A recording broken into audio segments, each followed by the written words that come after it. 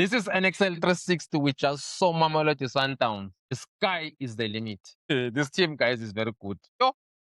9 consecutive victories from January. Sometimes I feel like we don't give credit enough to Mamelodi Sundowns. They are playing every 3 games. I mean, some of the guys, they were playing on Tuesday in the Bafana Bafana.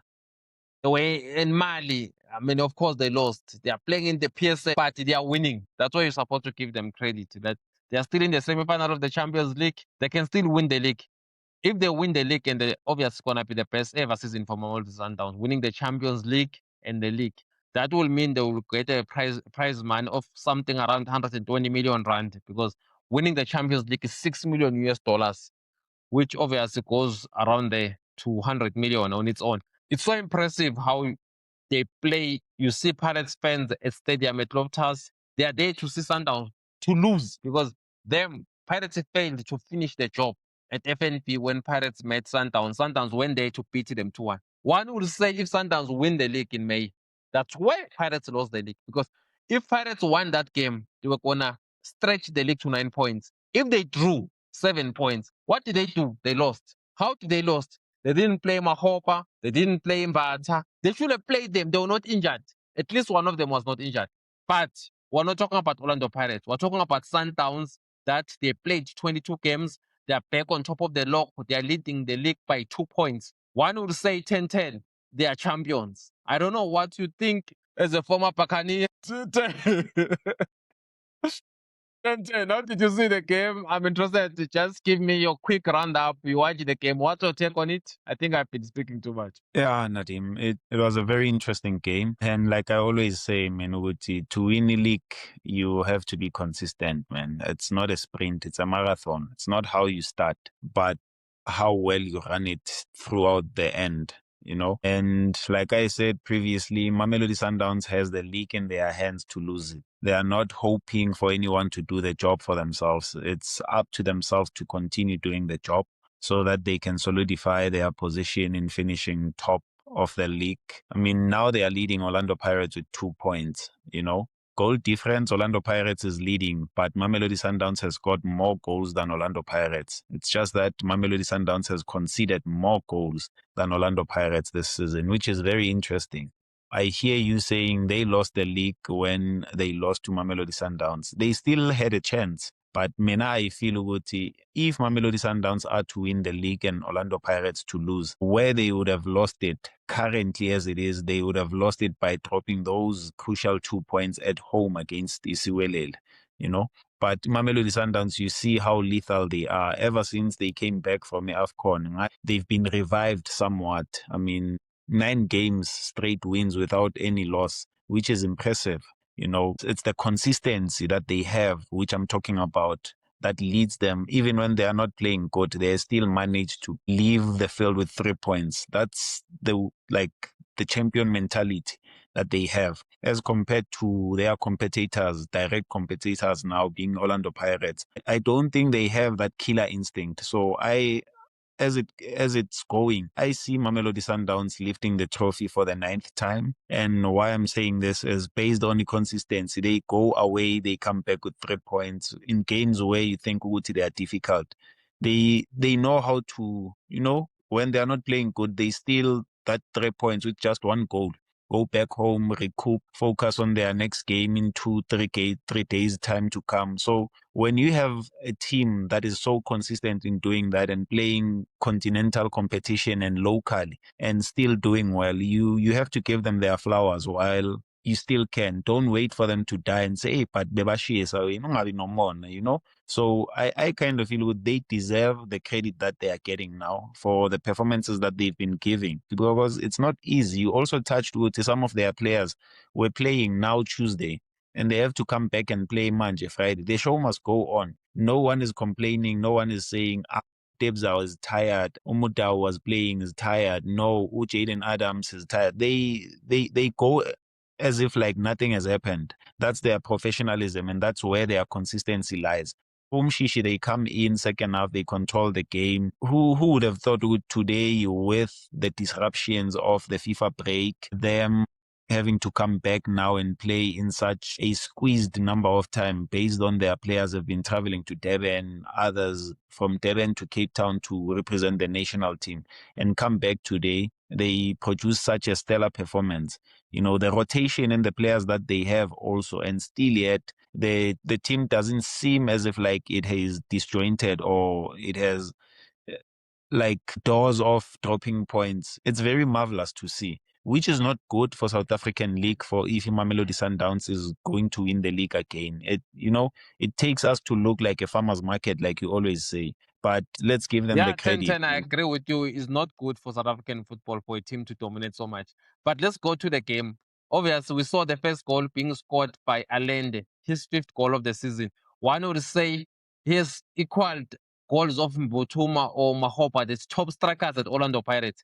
The guy is not even a striker. He's not even an attacking player, but I'm talking about 5 goals. Yeah.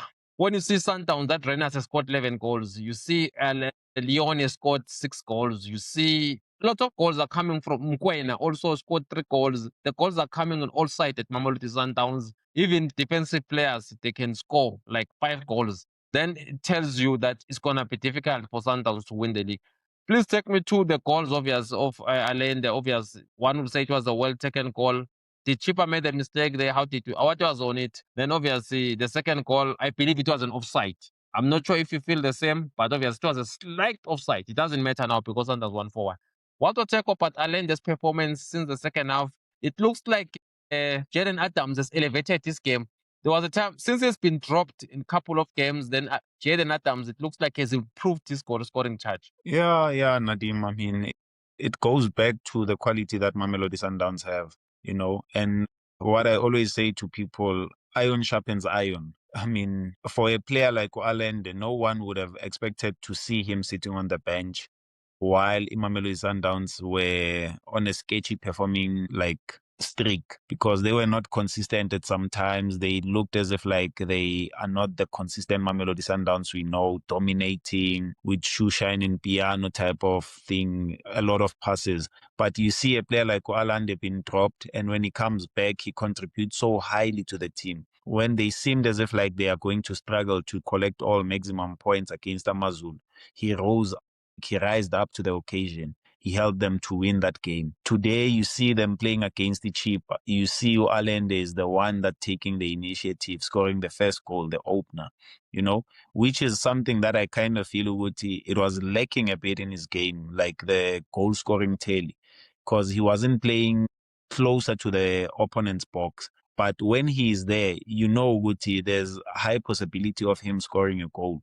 Because he's got a brilliant technique, whether we want to sugarcoat it or beat around the bush or what. So he's got the technique and he's got the eye for goal. You look at how he hit that ball when he scored today. Most of the players, South African, and I have to even include myself, I don't think I would have hit it the same way that he did. Most of us, we want to go to the first pole, but it's the level, the European level. When they come to the side, they always go across. When the goalkeeper started trying to shift to close the first pole, Allende took that shot and put it where the goalkeeper did not anticipate. Hence the reaction to the goalkeeper. He could have done better, but the technique, how he took that ball, and you can even see the intention. He was intentional about what he was doing. It says a lot about him. He did not sulk when he was being dropped. He came back and say, "Coach, I want to represent the team in the starting 11, and I'm showing you because when you need goals, I'm here to score the goals for you." It takes me back to the times when Olafo was saying he saved Coach Peter Msimang's job, when he was about to be fired, and he was the one coming up and scoring all of those goals. But we are not talking about that today, Nadim. So going to the second goal, I can agree with you. It looked offside, and from where I was seated, I saw it to be offside. But it was very slight offside, and it was difficult for the assistant. It's easy for them to miss such because it was of a smaller margin. And Tena, it's easy because we were watching it on TV. Bona, they have to react instantly based on what's happening there. And if you've missed that smaller nyana thing that we see, Tena, from the angle that we are sitting at home and enjoying the best views from TV or wherever we are watching it, then sometimes we will falter the assistant and the referees, but it's understandable. That's where the fun of the game is. Because if there was VAR was going to stop the game. We have to wait and all of those things. It's just unfortunate for us. VAR hasn't been included here in South African football, but it kills that excitement. Yes, it's sad for other teams. They would say we considered the second goal, it was offside. If it was ruled offside, we could have equalized and the game went on the break. We 1-1. But it's part of the game, you know. Sometimes other people are going to benefit, sometimes others won't. But it is what it is. Yes, as I looked at how the goal went about, it was a brilliant move, a brilliant lofted ball, a brilliant controlled header because he picked his spots where he took his ball. Like, that's a striker's instinct. He just cushioned it back to where it was coming, but directing it on the target of the post, which was a brilliant goal. Unfortunate for Chippa United, it has to stay as a goal and we can't roll it off. But for Mina, yes, I still say it looked offside as well. Yeah, I agree with you, Tenten. It looks offside, but obviously it was a slight offside. Credit to Rayners. That's why people are saying, and I'm one of them, and they are one of them, that we say Rayners should win the Bafana because that kind of a chance, you score. I mean, we need those kind of players who are clinical. Hugo Bruce needs to select Rayners because Hugo Bruce doesn't own the national team. This is a national team. He needs to select the best players available in South Africa, not the best players he likes. If Rayners scores like this, I mean, like really, what is it that he has something against him? Hugo Bruce was born in Belgium. Rayners is from Cape Town. It's not like maybe dated his mother, then his mother dumped him, or there's some, I don't know. Like, what is it? Just select Rayners. Come on. For me, I feel like the guy is being treated unfairly. Hugo Bruce is in a way bullying this guy. He can't be so good and not be in the national team. Yeah, 10-10. Let's go to the third goal. Obviously, Matthews scored his fifth goal of the season, and obviously got 5 assists. What your take on him? It looked like he's doing very well. Oh, he's one of the players that I like watching him, Man Nadim. You know, he's that type of a player that you sometimes don't see his importance in the team until he's not there. You know, when he's not playing, then you kind of see the missing factor in him. Today, they're not including him in the team. But when you are watching the game, you sometimes miss him when he's even there, you know? So those are the type of players that don't really get that much credit, but they are very impactful in their settled way. I mean, for him to be in and around there, 5 goals and 5 goals created, that's a ton goal involvement. For a midfielder, it's good. Yes, in the European standards, it's not. But here in South Africa, when you have a player like that, it shows how impactful and how much of a need he is to this Mamelodi Sundowns team. You know, even you can see how he took that goal, man, Nadim. The confidence, he was so poised inside the box. He picked his spot. There was no panic, you know, because he's that type of player. I think maybe people expect so much because of where he's coming from. I mean, coming from Borussia Dortmund, coming back to South Africa, Mamelodi Sundowns, we are expecting to see like your Mbappe type or, you know, standards.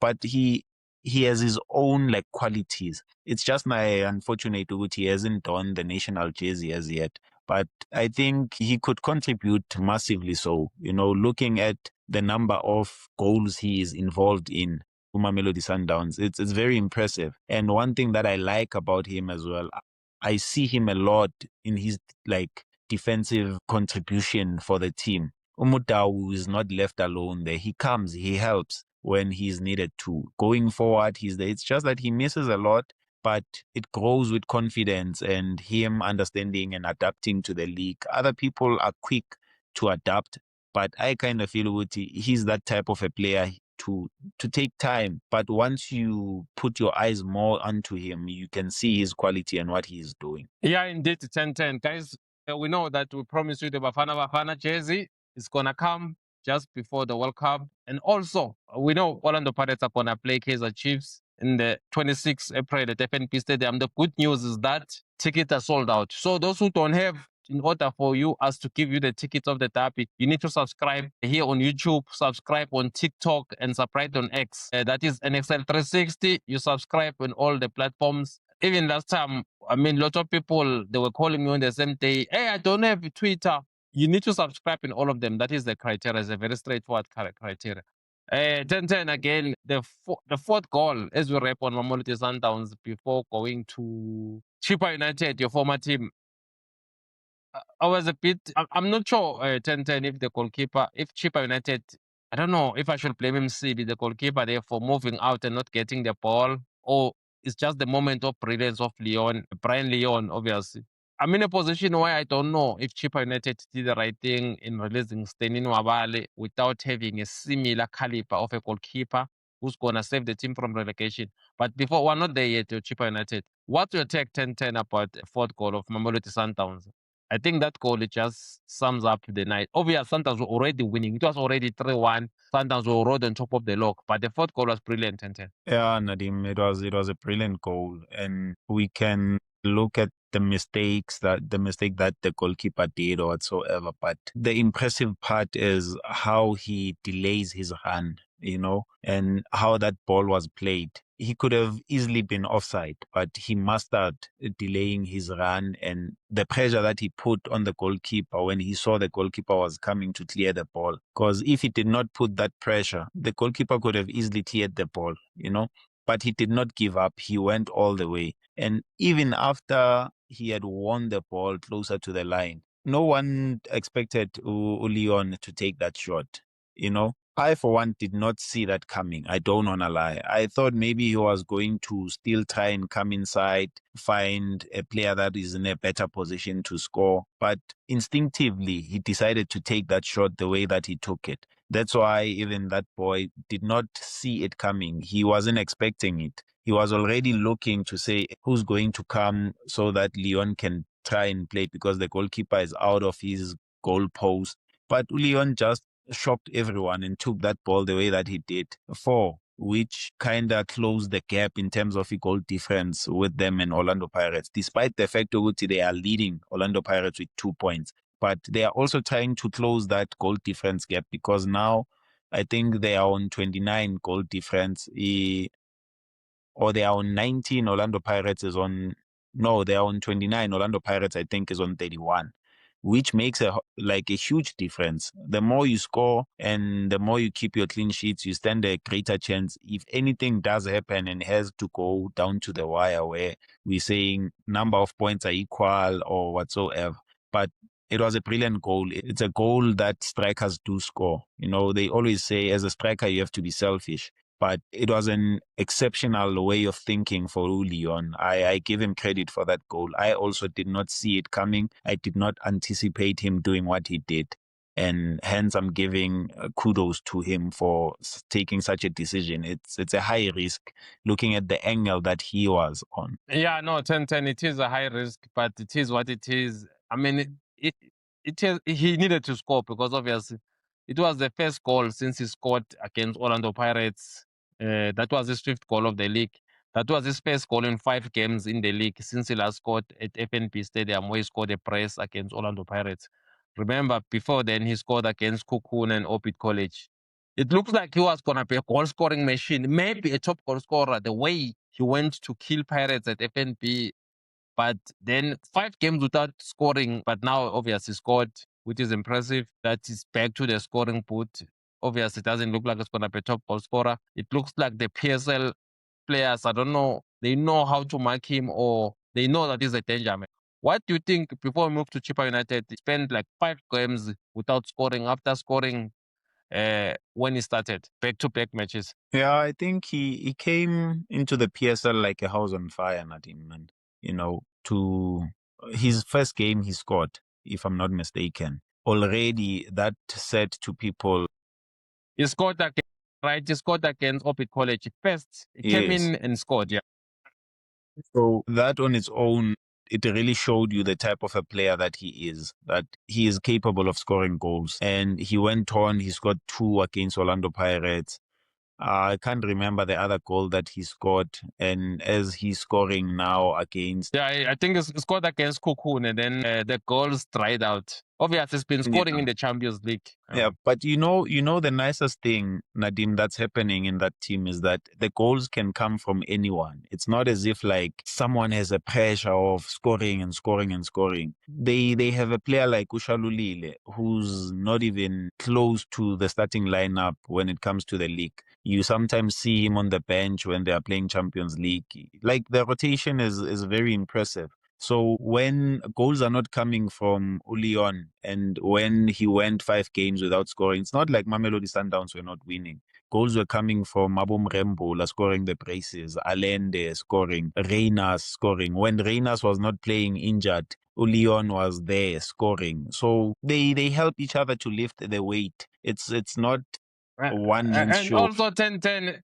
you are also forgetting sales. That's the thing about Mamelodi. That's the thing goals about are them. coming They've from got all the angles. yes. 10-10, I wanted to say they've got sales, they've got Motiba, they've got Rayners, they've got Shaulil, as you say, then Leon.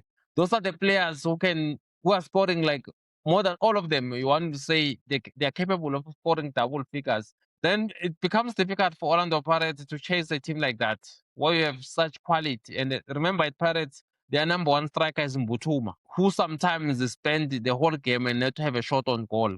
And then you've got that quality of Leon come in, awkward angle, no problem, he scores. Yeah. So it looks like Sundowns are definitely winning the league tender. With their consistency in a team, I think they are. And why I'm saying that is the stage that they find themselves at now, it's not a shock. It's not a first time for them seeing themselves in such a space. They've been in such situation before and they've come out tops. And when they had the pressure of being led by Orlando Pirates while they were chasing Orlando Pirates, they were still calm. And look at where they are now, because they knew that they just need to be consistent and run their race, without focusing on anyone. And now they have their job in their hands. So for Mamelodi Sundowns to win the league, they just need to win their games. For Orlando Pirates to win their league, they have to rely on Mamelodi Sundowns dropping points, because they dropped their own crucial points against the Siwelele, but it's not over yet. But the way things are looking, Mamelodi Sundowns, it seems as if like they are running with this thing now. Yes, definitely, because for Pirates to win the league, they need to drop points. Either it's gonna be against Durban City, we don't know. Then Polokwane City. Realistically, if Sundowns beat Polokwane City in Polokwane, I will say definitely they will win the league. For now, Sundowns obviously have the league in one hand. It's simply because if they win their last 8 matches, they will win the league. It doesn't matter what Orlando Pirates can do. But Polokwane City is the team that I feel at home, because it beat Sundowns last year at home. Sundowns couldn't even have a shot on goal. Just like TS Galaxy have already beaten Sundowns twice last season in Bombela, they beat Sundowns, and also in the Nedbank Cup. Those are the two tough matches, I think, Sundowns, where they can drop at least 2 points, not lose. Pirates, the league is out of their hand, obviously. I mean, Sundowns are going to win the league as it stands. That's how it is in a way. They're back on top of the log. The team that so how you win the league is very simple, guys. It has nothing to do with team you support. The team that gets more points than the other team is the one who's the champion. Yeah, that's how it is. At 10-10, as we wrap, your former team, Chippa United, the Chile boys. You know what they did at 10-10? They had a captain, a goalkeeper, was a Nigerian international. They released him. Do you think they released him? Do you think they have a suitable replacement for him? Because from today, I honestly thought the guy, MCB, could have done better. Obviously, in the goal of Matthews. Even the Leon goal, I don't know. What was he moving out without making sure he gets the ball? But what's your take on the goalkeeper of Chippa United, MCB? Do you think Chippa United have a goalkeeper that can save them from relegation? Because it's very clear that Chippa United are fighting relegation. Nadim, Chippa United, looking where they are, I still don't understand, and I would still like to know, how did they come up with the decision of releasing Umnwabali? I haven't heard anything, or I don't know if maybe you know anything better, but I mean, that was first one of their top goalkeepers who was highly wanted by other teams. Yeah, what I know is that what I know 10-10 is that he wanted to go to lead Chippa United, either to join Chiefs, Pirates, or Sundowns. Obviously, the offers didn't come after the champions, after the CAF Africa Cup of Nations. Obviously, he did well. They lost in the semi-finals where they were robbed by Cameroon. One will say they were robbed. They didn't lose fairly, as Cameroon are robbing everyone. Even now, they're having a cup through criminal ways. The fact is, he thought there would be offers. And then when the offers didn't come, maybe he thought Chippa United rejected some offers. So he demanded to be released by Chippa United. Then Mr. Chippa Mpengensi, obviously, out of goodwill, maybe he felt that he served him well. He granted him his wish, of which, I mean, you can't say an owner mustn't do that, but I think he should have begged him 10-10 to release him while not having someone capable to replace him. Even now, I mean, I had one of his friends, I read somewhere on the internet where Greg Itafia, obviously former Local Swallows goalkeeper, saying their offers, maybe he's going to obviously join a team next season. Now it could be too late for him to join with the team. But do you think it was a good move for him to be released without finding a suitable replacement? That is question number one. As we wrap, the last question from you. Do you think Chippa United will survive relegation? Yeah, as we are still on the goalkeeping department from Chippa United, I'm going to say the same thing that I said. Iron sharpens iron. CB is not a bad goalkeeper; he's a good goalkeeper. But when he does not have a suitable competitor to help him lift his game, sometimes it becomes difficult. There's complacency that would, kick in when you already know that, no, I'm the number one choice. And Nobali was the captain. Maybe they could have spoken to him and said, listen, finish off the season. And then if offers do come, we'll allow you to go, because he comes bearing an international experience, a number one for Nigeria, which can help the team highly if his head is in the right space. He can help manage the other players, guide, help, because now he's played in the biggest tournament in Africa, and not only once, twice. So they could have easily maybe found an amicable way for him to continue, even if he wasn't playing. Because before he left, he was still on the bench and Msibi was playing other games and Msibi was performing pretty well. That's when iron sharpens other iron, because Msibi knew, good, hey, if I slack, Nabali is here and has the quality to also perform and do better and go back to his number one spot that he used to dominate so much in this team. To answer your second question, based on the fact of what's happening at Chippa, the games that they are losing, I did not anticipate to see Chippa winning against Mamelodi Sundowns, unfortunately. The quality of the players, they vary for me. Yes, Chippa did reinforce, and which helped them to leave the bottom of the log, pick a few points to lift them up a bit. So I think Chippa has a better chance to survive than the other teams that I'm seeing. There's so many teams, man, that have a potential of still playing playoffs or being relegated straight. Makesi, they are in a bad situation. It's bad more than the position Chippa is finding themselves in, because when you're at the bottom, Nadim, it's so difficult to drop people lower than you. But Chippa was there and they managed to do that. That's why I'm saying I think they're going to survive this season. I mean, the quality of the players that they do have the players that can help them, come out of the position that they are. Looking also the players that they've got from the Orlando Pirates, who are seasonal players, they can help them. There's still Abo Orbit College who are below them, who are also struggling a bit. They try to, sign quite few talented players with experience, but it takes time for them to gel. I don't know if it's going to happen anytime soon for them to, but as things are happening for Abo Makesi, Orbit College, and which is the other team that it's down there with them. It's Chippa, it's Marumo Gallants. Yeah, it's Marumo Gallants. It's Marumo Gallants. Basically, Makesi, it looks like it, unless RN Fraser produce something we don't know, it looks like Makesi will definitely be relegated. Then you've got Marumo Gallants, who are also struggling, but they did went to Gabeka and beat Chippa United. And now they've got a new coach. I saw the owner, obviously, Marumo Gallants sitting. That's why I think Marumo Gallants can survive. Yeah. But Chippa United, I'm not sure. And the thing about Chippa United, even if they go to playoffs, in the NFD, you've got teams like Milford, Calstrick, Kruger United, Cape Town City. All those four teams, difficult. I think they will tear any PSL team that will just try to go to the playoffs. that team will be relegated, because gone are the days where PSL teams used to overcome NFD teams, where there was a superior difference, where NFD teams used to be like way lesser. Now it's just changed. You see teams like Castle Stars going to Orlando Stadium, beating Orlando Pirates fair and square. You see teams like Milport going to Yeah, to beat one of them. You see teams like Castrick going to Moses Mapida to beat Amazulu fair and square. Now NFD teams, we might even see an NFD team winning the Nedbank Cup. We never know. So I think it's gonna be tough for Chippa United.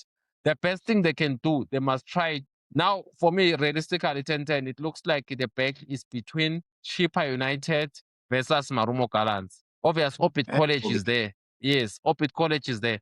Whoever is gonna go to the playoffs will be relegated.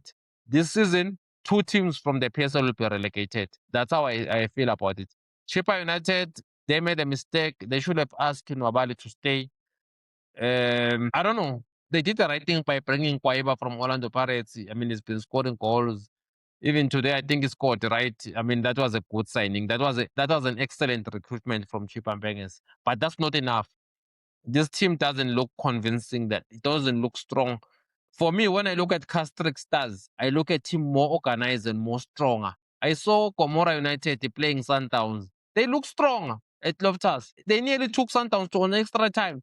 I can't say about the PSL teams, 10. I don't know what's happening. NFD teams, for me, they look like they're playing fearless. They're more structured than some of the PSL teams when they play.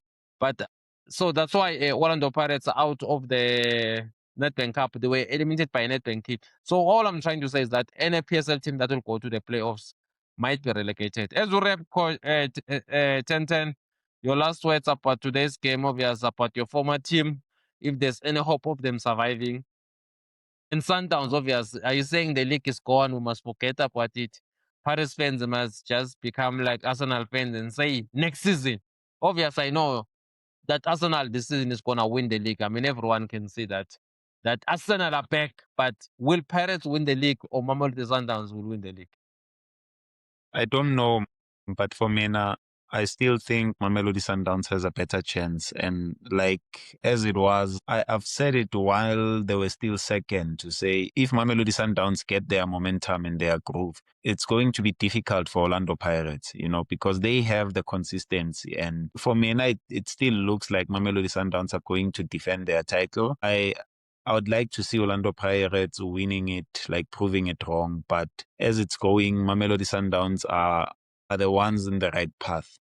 For them to even still be leading the league now with the 10-10, number of 20. I need one name. I need one name, 10-10. With 8 games to go, who's winning the league? I need one team. No explanation. One team. I'll say Sundowns. Based on the record and the consistency that they are showing. And to That's answer all your from question about to answer your question about the relegation and whatsoever, I mean, it is proven with the NFD teams are working so hard, to come closer to the standard of the PSL, which is impressive to see, Nadim. That's why even when Romeo had to decide last season, he had options, he had offers from Chippa and Kasrik. And one should also ask themselves, how did he even consider going to play for a Kasrik amid Chippa United? He's in the PSL. So it shows there's something that the NFD teams are doing right. And it's the first time we're seeing 2 NFD teams in the semi-finals of the Nedbank Cup at the same time, which is impressive. Like we're saying, it could happen again this season. Yes, it would be the second time an NFD team winning the Nedbank Cup, but now it shows with the standard of NFTs coming up. Like you saying, Gomora almost took Sundowns to extra time. That's what you want to see, the growth in South African football, not only to see NFD teams being easily dominated by the PSL teams. None. It's impressive for me now when I see such happening. It shows there are people that are doing the right things and they are catching up. Agree with 10-10 is really impressive what's happening in the NFD. The teams have really improved. Even Miguel team left Skukune to join Cape Town City. I mean, Cape Town City is very strong.